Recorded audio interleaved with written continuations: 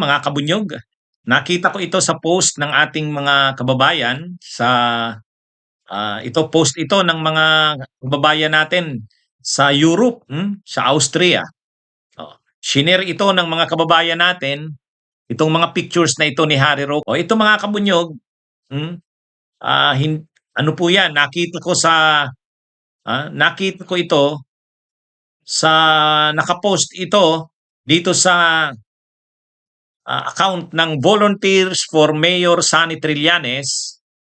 Oh, ayan, no? Post nila ito. Sabi ko, ano ito? Totoo ba ito?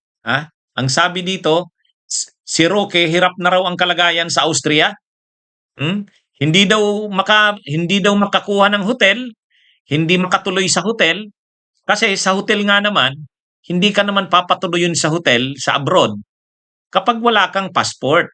Siyempre, sa korte pa lang ni Roque, hindi naman siya European. Hi, Louie Lopez, kay G. Sarbar, hello po sa inyo.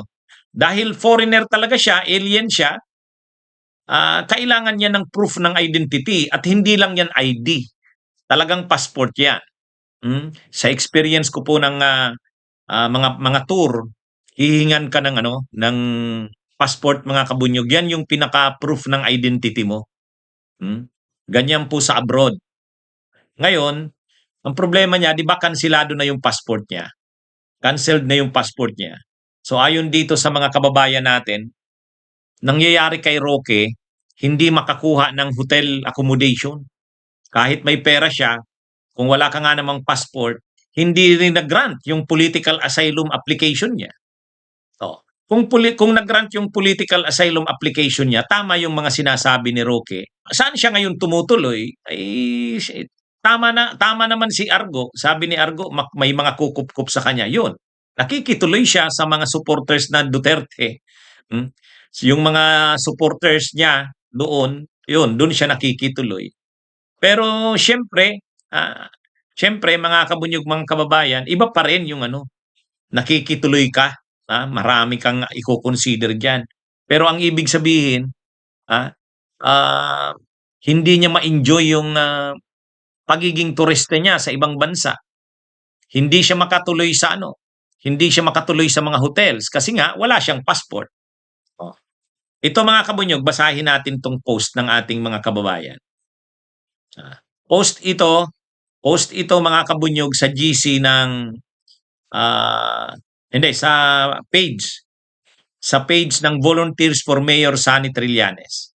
Sabi dito, Vienna Sausage, namataan si Harry Roque na galivanting sa Vienna, Austria. Sa mga larawang ibinahagi ng mga Pinoy doon, nakita ang dating palace spokesperson na naglalakad sa Keplerplatz, 10 District, habang hila-hila ang isang shopping trolley. Namataan sa St. Stephen's Cathedral sa Stephensplatz para dumalo-umano sa isang misa.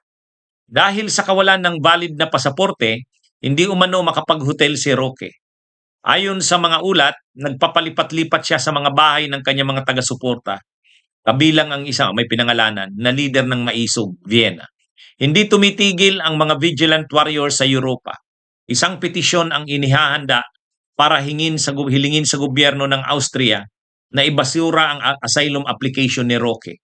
Giit nila, hindi siya biktima ng political persecution, kundi isang enabler na tumataka sa pananagutan sa Pilipinas. So yan po yung post at itong picture na ito kasama sa post na yan. Ayan. So mga kabunyog, mga kababayan, yung petition na yan ng mga kababayan natin sa Austria, binasa ko na yan minsan sa live ko, na-discuss ko na yan. May sinusulong ang petition ng ating mga kababayan, mga overseas Filipinos doon sa Austria para pigilan, kontrahin yung asylum application ni Roque sa Austria. Alam naman natin mga kabunyog, mga kababayan, alam naman natin ang nangyari kay Roque. Nag-apply siya ng political asylum una sa the Netherlands. Yun na nga, mayabang pa siya noon eh. Hambog pa noon si Roque. Sabi niya, hindi ako Hindi ako mapapauwi sa Pilipinas. Protektado ako ng Dutch laws. Protektado ako ng European laws. Protektado daw siya ng bansang the Netherlands. Kasi asylum seeker daw siya. Ang pinagmamalaki ni Roque, noon kasi parang nakakasigurado na siya. Magagrant yung kanyang political asylum application. Ang sabi ni Roque, hindi ako pwedeng pauwiin sa Pilipinas kasi political asylum applicant.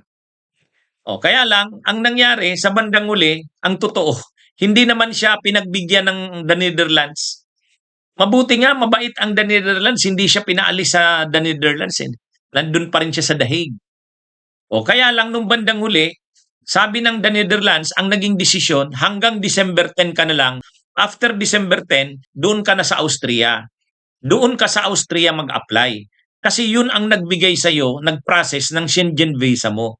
Kaya, si Harry Roque ngayon ay nasa nasa Vienna, Austria.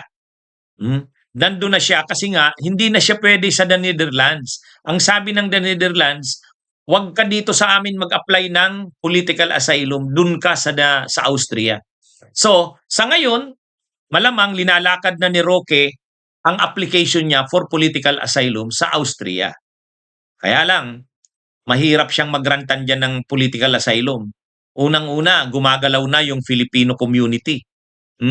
Yung mga kababayan natin doon ay may iniikot ng petition signing.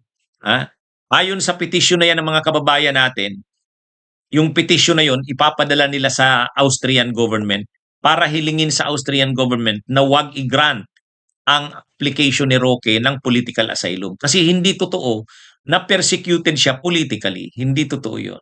Actually, maganda i-attach doon yung mga kaso ni Roque sa Pilipinas. Sa ngayon, ang kaso niya sa Pilipinas, kung saan may warrant of arrest na siya, yung qualified human trafficking. Yun sa illegal na pugo. May kaso sa kanyang isinampa, yung grupo nila Madriaga, tungkol sa land grabbing. Ngayon, nalaman natin, mayroon pa pala. Violation of Anti-Torture Act. Kaya lang, dahil hindi, panahon nga ni Duterte final yan, saka si Martires pa ang ombudsman nun, hindi gumalaw yan. Pero ngayon, gagalaw na yan. Kaya ito mga kabunyog, mga kababayan, malaking posibilidad i-deny ng Austrian government yan. Kasi hindi naman siya totoong politically persecuted. Hindi. Ang political asylum kasi, ibig sabihin, inaapi ka ng bansang pinanggalingan mo dahil sa iyong mga political beliefs. Inaapi ba si Roque sa Pilipinas? Inaapi ba siya sa Pilipinas dahil sa kanyang pagiging pro-Duterte? Actually, tama yung sinabi ni Attorney Panelo. Sabi niya, hindi naman siya inaapi dito sa Pilipinas dahil sa kanyang political belief. Ay bakit ako? Yun, tama yung punto ni Panelo. Sabi ni Panelo, bakit ako? Pro-Duterte ako, pero wala naman akong kaso. Oo nga naman. Hindi ka naman kakasuhan sa Pilipinas dahil lang pro-Duterte ka. Hindi naman ganoon. Huwag ka lang gagawa ng masama. Katulad kasi no nila Kiko Barsaga, nag-i-inciting to sedition na, nag-i-inciting to rebellion na. Ayun, kaya nakasuhan ng inciting to sedition at inciting to rebellion. Sila Kiko Barsaga. Itong si Roque, kung dahil lang naman sa kanyang pagiging pro-Duterte, loyalista o diehard supporter ni Duterte, wala naman. Hindi naman siya kakasuhan yan. Kaya lang yung mga kaso niya tungkol saan? Qualified human trafficking. Ay dahil nga na-involve siya doon sa kila Cassandra Leong. Di ba? May mga ebidensya noon. May mga testigo noon. Ang isa pa, kinasuhan nga siya ng land grabbing. Dahil nga nangangamkam daw ng lupa doon sa Bataan. Nag-falsify ng mga private documents. Pinalalabas na binili yung mga lupa na yon o binebenta, hindi naman pala ayon sa mga magsasaka. May kaso siya niyan sa ombudsman. Ganon din yung pag-torture nga. Kaya yung mga kaso na yan, ni Harry Roque, hindi gawa-gawa yan. Hindi yan dahil sa kanyang pagiging pro-Duterte. Kaya mahirap mag-grant yung kanyang political asylum sa bansang Austria. Mas madali pa nga doon sa the Netherlands. Doon siya ngayon nagbabakasakali sa Austria. Siyempre malalaban ng Austria. Nag-apply siya sa the Netherlands, hindi inaksyonan ng the Netherlands. Doon siya ngayon sa Austria. Tapos may may sulat ang Filipino community sa Austrian government na wag igagrant ang kanyang political asylum application. Eh siyempre, mapipilitan ngayon ang Austrian government na i-verify yung kanyang record sa Pilipinas. Ano ba yung mga kaso niya sa Pilipinas? O malalaman na ngayon na may kaso siya na qualified human trafficking, na may kaso siya ng land grabbing, may kaso siya ng torture. O wala na. Kaya ito, pahirap ng pahirap ang buhay ni Roque. Kansilado na ang passport niya. Linalakad ni Roque na ma-reconsider yung cancellation ng passport niya. Kaya lang may ruling ng Korte Suprema sa Pilipinas. Ang ruling ng Korte Suprema sa Pilipinas, kapag fugitive ka from justice, hindi ka pwedeng mag-avail ng mga legal remedies. Kaya yung ina-avail ni Roque na reconsideration ng cancellation ng kanyang passport, legal remedy niya yun.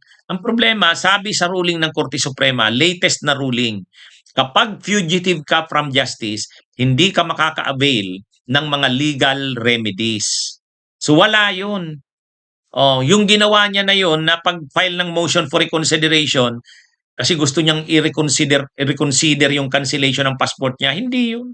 Kaya itong pinupost ng mga kababayan natin sa Austria, sa Vienna, ewan ko, ito sinishare ko lang sa inyo. Nakikituloy siya sa mga Duterte supporters. Doon nakikituloy siya. Kaya lang mahirap din ng palipat-lipat ka, nakikituloy ka sa mga Duterte supporters. Ang dami mong pakisamang gagawin diyan. Siyempre mas komportable pa rin kapag nag-hotel ka. Mas komportable pa 'yon. May pera naman siya. May pera.